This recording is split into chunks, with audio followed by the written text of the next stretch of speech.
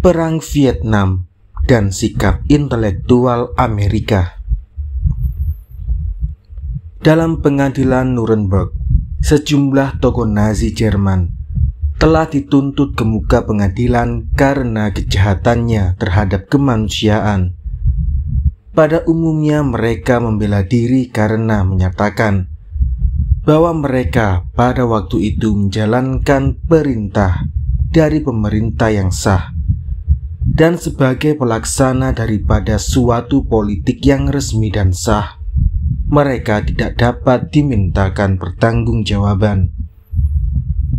Tetapi pengadilan internasional Nuremberg menolak pembelaan mereka, dan penjahat-penjahat perang ini kemudian dihukum. Beberapa di antaranya digantung. Pengadilan Nuremberg bukanlah hanya sekedar pengadilan terhadap tokoh-tokoh Nazi Jerman saja. Ia juga merupakan pengadilan bagi berjuta-juta rakyat Jerman yang secara patuh menjalankan perintah-perintah pemerintah Nazi.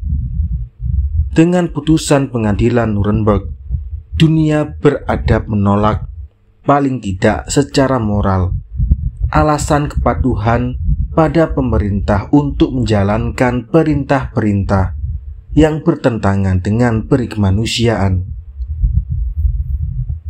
Dewasa ini di Vietnam sedang berlangsung suatu perang yang aneh. Negara raksasa Amerika Serikat dengan 50.000 tentaranya sedang berusaha untuk menumpas pemerintah Vietnam Utara yang kecil.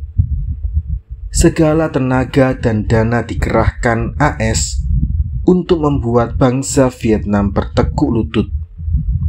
Pada tahun 1965, ribuan pesawat AS menghujani Vietnam Utara dengan bom-bom yang paling modern.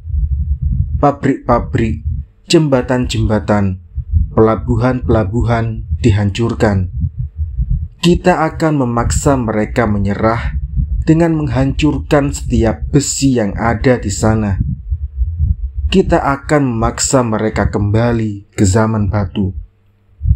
Demikianlah kira-kira kata Jenderal Li Mei, calon wakil presiden AS yang dikalahkan pada pemilihan tahun 1968.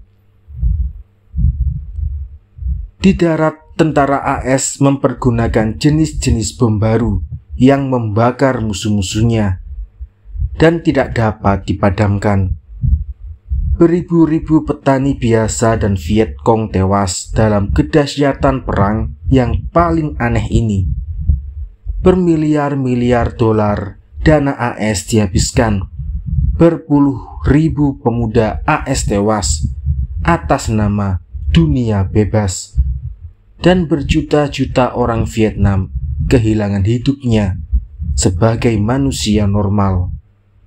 Keadaan ini diketahui pula oleh rakyat AS yang berada di seberang lautan Pasifik, terutama oleh kaum intelektualnya.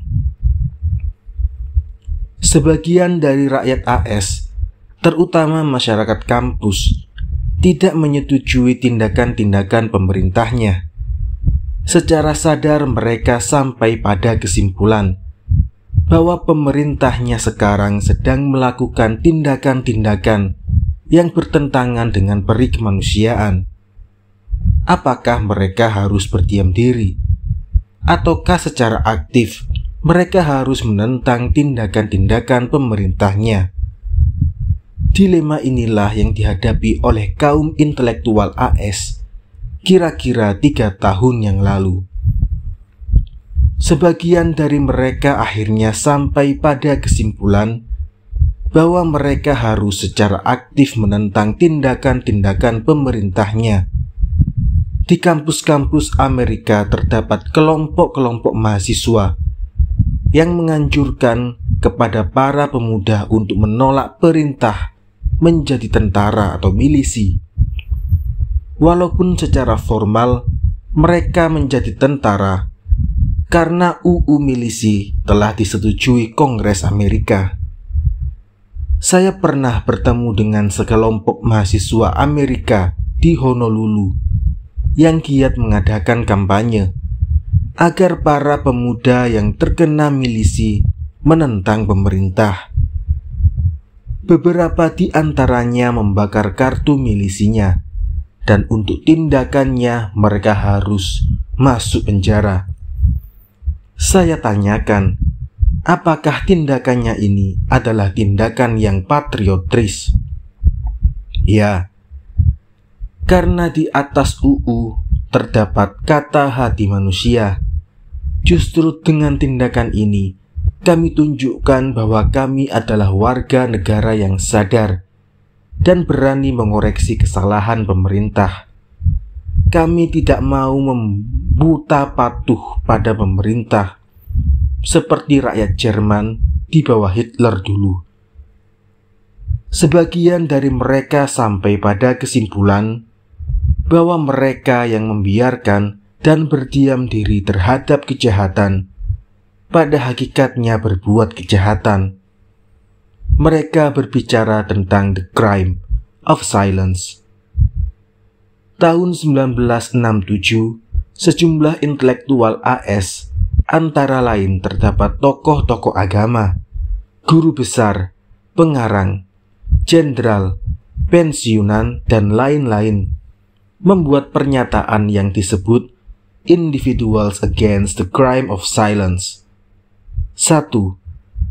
Kami tergugah dan marah karena tindakan negara kami di Vietnam.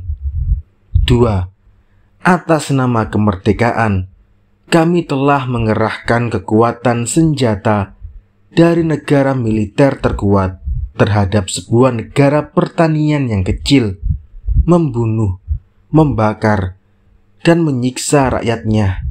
Atas nama kemerdekaan, kami sedang membuat gurun gersang. Atas nama keamanan, kami telah menimbulkan kebakaran dunia. 3. Kami penandatanganan dari pernyataan ini, yakni bahwa perang yang sekarang adalah perang yang tidak bermoral. Kami yakin perang ini tidak sah. Kami harus menentangnya. 4. Di Nuremberg, sesudah Perang Dunia II, kita menuntut, menghukum, dan melaksanakan hukuman terhadap manusia yang menjalankan kepatuhan pada pemerintahnya, yang meminta mereka menjalankan kejahatan terhadap kemanusiaan. Berjuta-juta lagi yang tidak diadili tetap berdosa karena kejahatan berdiam diri, the crime of silence. 5. Kami mempunyai ikatan terhadap hukum dan prinsip-prinsip yang secara sungguh-sungguh telah kami tuangkan dalam konstitusi Amerika, pada pengadilan Nuremberg, dan pada deklarasi PBB, dan tradisi demokrasi kita yang mendalam, dan pengabdian kami yang dalam terhadap cita-cita hak-hak manusia yang pantas di antara sesama manusia, mengharuskan kami bersikap. Karena itu, kami ingin menyatakan nama kami di kantor PBB, baik sebagai saksi yang tetap akan menentang pada perang Vietnam dan sebagai demonstrasi bahwa kesadaran Amerika belum mati. Gerakan ini makin lama makin besar dan makin banyak orang AS yang secara sadar mengutuk pemerintahnya dalam perang Vietnam. Dan gerakan itu mencapai puncaknya pada tanggal 15 Oktober 1969 ketika diadakan gerakan serentak untuk menentang perang di Vietnam. Secara politis, gerakan ini melemahkan posisi AS menghadapi Vietnam Utara di Paris. Tetapi secara moral, gerakan ini memberikan kekuatan yang luar biasa bagi cita-cita kemanusiaan, bahwa kesadaran manusia pada akhirnya tidak bisa dikompromikan dengan pertimbangan-pertimbangan apapun juga. Disinilah barangkali kekuatan AS yang terbesar, yaitu masih adanya tradisi akan cita-cita kemerdekaan, persamaan, dan keadilan. Kadang-kadang saya juga berpikir tentang kaum intelektual Indonesia. Saya pribadi melihat bahwa generasi datang akan banyak sekali mengecam generasi intelektual Indonesia sekarang. Sebagian besar dari mereka tutup mulut dan tidak berbicara mengenai pelanggaran-pelanggaran paling kasar terhadap manusia yang terjadi di Indonesia.